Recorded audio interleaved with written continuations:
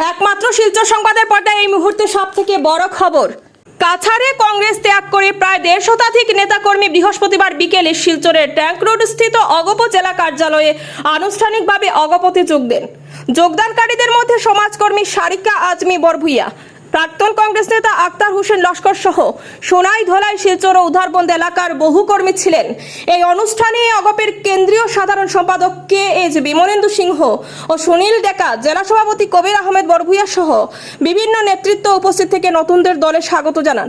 অগপ নেতারা বলেন, আসামের আঞ্চলিক স্বার্থ, সংস্কৃতি ও সামাজিক অধিকার রক্ষাই দলের মূল লক্ষ্য। বিস্তারিত দেখুন শিলচর সংবাদের পর্দায়। উনাদেরকে এবং আমাদের আসামের যিনি রত্ন হীরা ছিলেন, প্রত্যেক একজন মানুষের অন্তরে তিনি বাস করতেন বা গানে গানে উনাকে আমরা শুনতাম। উনাদের প্রতি আমি আমার নতুন সিঁড়ি গভীর শ্রদ্ধা জানাই।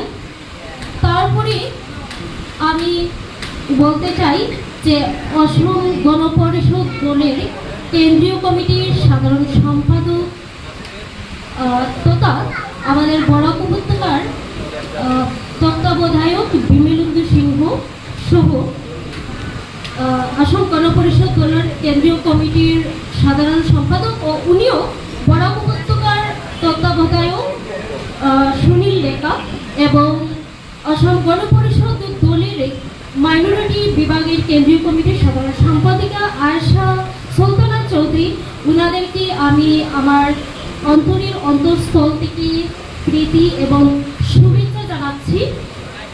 তো আমি আজকে আমার জন্য অনেক মহত্বপূর্ণ একটি দিন।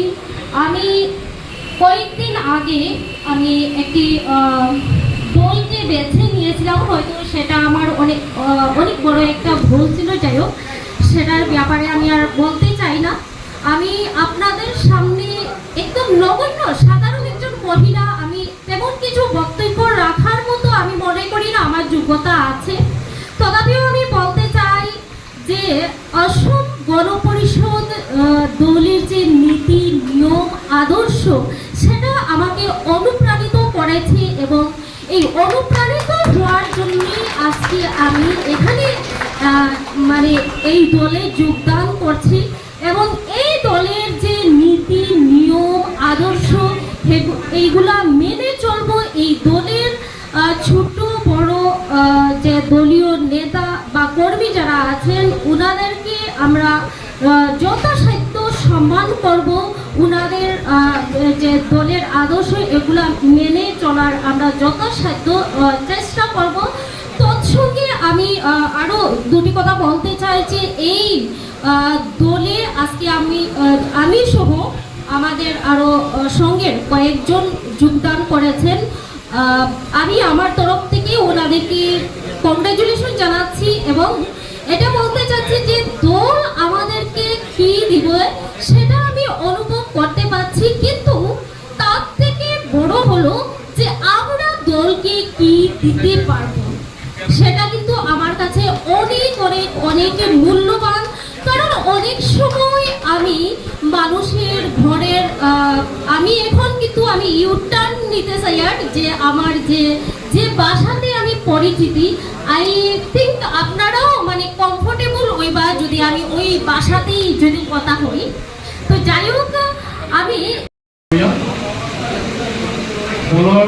ধৰ্মীয় সংখ্যালঘু পৰিষদৰ সাধাৰণ সম্পাদিকা আয়েশা সুলতানা চৌধুৰী ডাঙৰীয়ানী, দলৰ যুৱ পৰিষদৰ সম্পাদক KH লস্কৰ ডাঙৰীয়া, আমাৰ অসম গণ পৰিষদ দলৰ জিলা সভাপতি কবিৰ আহমেদ বৰভুইয়া ডাঙৰীয়া, কৃষক পৰিষদৰ জিলা সভাপতি ডাঙৰীয়া আৰু আমাৰ ধৰ্মীয় সংখ্যালঘু পৰিষদৰ জিলা সভাপতি ডাঙৰীয়া শাহজাহান ডাঙৰীয়া, লগতে জিলা কমিটিৰ সম্পাদকৰ বিষয়ববীয়া। গতিকে যে কিতাপ খবৰত যে য'ত 20-25 হাজাৰ মানুহ, 50 হাজাৰ মানুহে ডেইলি চায় তেওঁলোকৰ নিউজবিলাক, সেই কিতাপ খবৰ এতিয়া অসম গণ পৰিষদ দলৰ মঞ্চলৈ আহিছে। গতিকে আমি আশা কৰিছোঁ যে এতিয়াৰ পৰা আমাৰ ফলোৱাৰ্ছ বাঢ়ি গ'ল।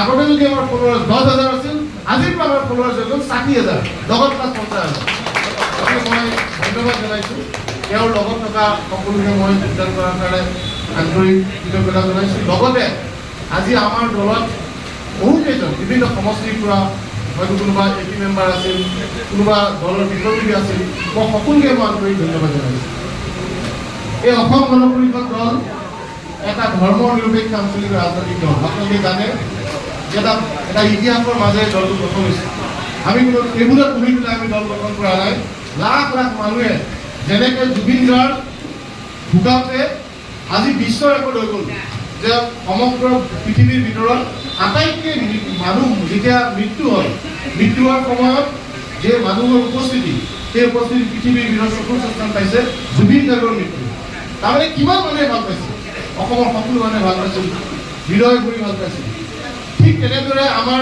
অসম গণ পৰিষদৰ ইয়াত এজন নেতা আছিল চাইদুল চৌধুৰী ডাঙৰীয়া আপোনালোকে জানে অসম গণ পৰিষদ দলৰ সাধাৰণ সম্পাদক আছিল আৰু তেখেতে আমাৰ দলত যথেষ্ট সন্মান পাইছিল